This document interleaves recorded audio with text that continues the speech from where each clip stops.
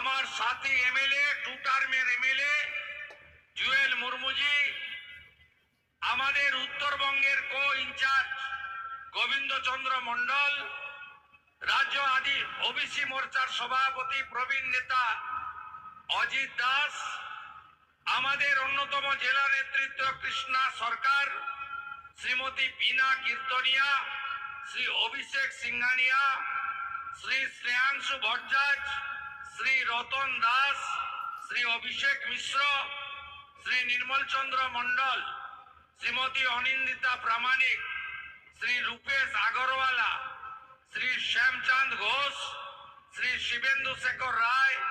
শ্রী উজ্জ্বল দত্ত, শ্রী সুভাষ কৃষ্ণ গোস্বামী এবং